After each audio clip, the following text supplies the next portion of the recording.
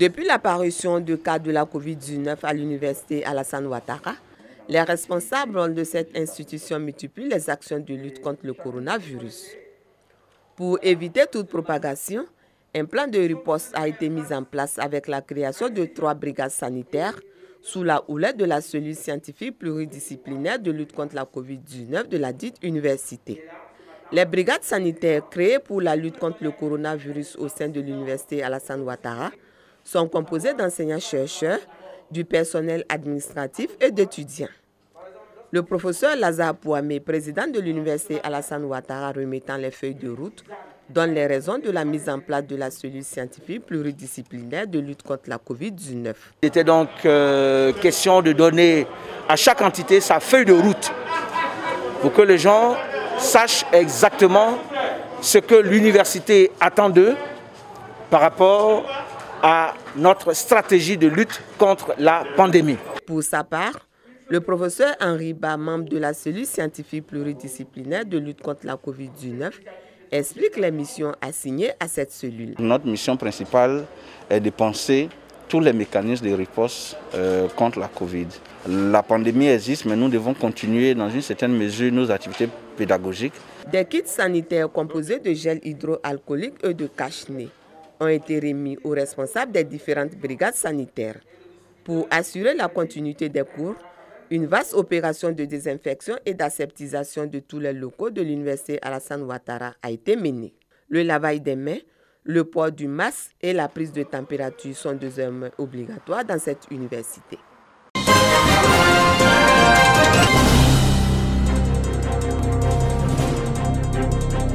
Malgré les progrès réalisés en termes d'implantation des établissements bancaires en Côte d'Ivoire, le taux de bancarisation du pays reste faible. Seulement 19,7% des Ivoiriens possèdent un compte dans une banque classique selon les services extérieurs du Trésor public ivoirien.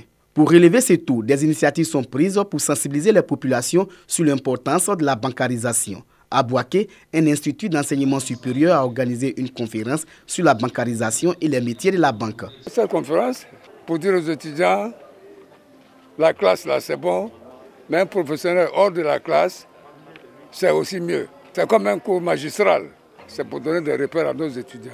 Pendant plus de 2 heures d'horloge, les étudiants ont été instruits sur les avantages de posséder un compte bancaire. Le conférencier a mis l'accent sur les métiers de la banque, le fonctionnement et comment créer un établissement financier. Il faut aller vers ces populations pour leur expliquer le bien fondé de la banque et quelles sont aujourd'hui les facilités aujourd'hui pour ouvrir des comptes. Il y a des comptes pour les jeunes étudiants, c'est avec 0 francs et ils ont la possibilité d'apprendre cette éducation financière, cette culture financière à travers ce type de comptes. Cette conférence a permis aux apprenants de cet institut de faire une incursion dans le milieu bancaire. Avant, je négligeais un peu ce domaine-là, mais au sortir d'ici, je m'engage à désormais bancariser toutes mes entrées.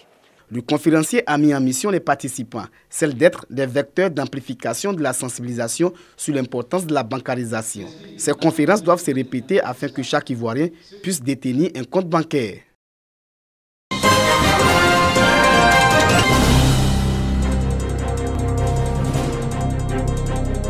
Pour maintenir le climat de paix et la cohésion dans la région du Sud-Komoué, le médiateur de la République va à la rencontre des populations. Il s'agit pour cette institution de la République de recueillir les préoccupations des populations portant sur les sujets qui pourraient mettre en mal la cohésion sociale. L'orpaillage clandestin, le foncier rural et les questions de chefferie sont autant de sujets qui ont été portés à la délégation du médiateur de la République. Nos enfants n'ont plus de respect au niveau des autorités administratives, tant bien politiques, et tant bien au niveau de nous les chefs coutumiers. Le chef de délégation du médiateur de la République a signifié que le recensement de ces préoccupations s'inscrit dans le cadre des préparatifs de la grande rencontre de Yamoussoukro, prévue pour le 29 août prochain. Une rencontre qui permettra l'élaboration d'une cartographie des conflits en Côte d'Ivoire, afin d'y apporter des solutions. À côté de la cartographie, avec les populations, on leur demande aussi de nous faire des propositions pour gérer ces genres de situations. Donc il y a des propositions qui seront faites, il y a des recommandations qui sont faites aussi et toutes ces recommandations, toutes ces propositions seront transmises au médiateur de la République. Le secrétaire général de la préfecture d'Aboisseau a indiqué que la relève sera assurée pour maintenir le climat social dans la région. Avant cette rencontre, La délégation a été reçue par le roi du Saoui, Nana Amadou V, pour lui porter le projet d'Adama Tunkara, médiateur de la République.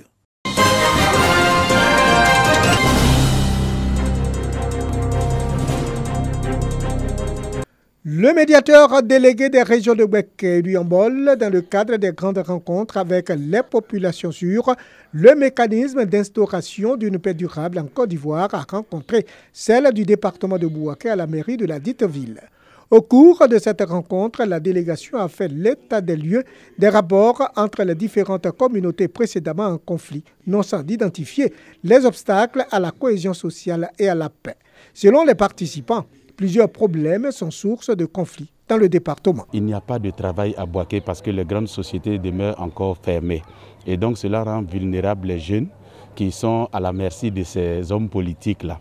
Nous avons vu que c'est le politique qui est à la base des divisions. Pour le médiateur délégué, les conflits sont nombreux dans le Gbeke et le Yambol. Les conflits varient et sont nombreux. Alors, nous les avons tous recensés. Et nous allons les consigner dans un document que nous allons présenter au médiateur de la République. Et cette grande réunion dont nous avons parlé, la réunion du 29 août prochain à Yamoussoukro, parlera de tout cela. Cette rencontre a abouti à la création d'un comité de veille et de suivi dont la présidence est confiée aux autorités préfectorales. Quant à la grande rencontre du 29 août prochain, elle est organisée par le médiateur de la République en collaboration avec la Chambre des rois et chefs traditionnels. Il s'agit de mettre en place une stratégie de construction d'une paix durable en Côte d'Ivoire.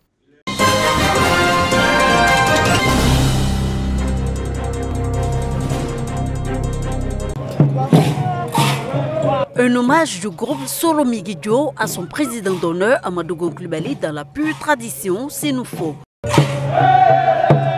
Le Premier ministre Amadou Coulibaly était à la suite de son père Coulibaly, le promoteur de cette danse de réjouissance. Le Soromigidjo signifie avoir le courage de dire ce qu'on pense. Amadou Coulibaly était féru de cette danse Sénoufo avec des chansons aux paroles fortes et élogieuses. Une des chansons qu'il aimait plus, c'était la chanson du guerrier. Ça veut dire que sortez tous, venez regarder le merveilleux monsieur qui arrive, et monsieur Embre. Il est là pour faire son combat. Quand on joue, il est content, il nous demande de mettre le Selana. Le Selana, ça veut dire que mon père qui m'a mis au monde a une autre création, c'est le même qui va me requérir dans le monde. Selana, gomblé mon frère, Selana. C'est devenu maintenant pour les funérailles, les mariages, les manifestations politiques et tout, un peu de partout. Il y a plusieurs rythmes. Il peut être chaud comme il peut être froid. Le Soromigidjo est né de la discorde entre les joueurs de la toute première équipe de football de Korogo, le Kafigelejo Sport. Une autre équipe fut ainsi créée, le Kapachan Sport, parrainé par le père d'Amadou Coulibaly. Pour accompagner l'équipe, un groupe musical, le Kapachan Club, voit le jour. Progressivement, il se sacralise et devient le Soromigidjo. Cette danse a fait du chemin depuis sa création en 1979. Les initiés et les masques rendent hommage au Premier ministre Amadou Coulibaly, imploraient les man pour le repos de son âme. Toutes les chansons que vous avez entendues sont des chansons de moralisation. Seul Korogo détient la paternité de la danse Soromigidjo, jalousement conservée par les descendants de ses créateurs. Quand vous allez voir ce tam-tam là quelque part, hors de Korogo, si ce n'est pas quitté ici, nous on ne reconnaît pas ça. On n'a même un papier pour ça. Aucune autre cérémonie traditionnelle n'est autorisée par la famille avant les cérémonies religieuses du 40e jour du défunt Amadou Coulibaly.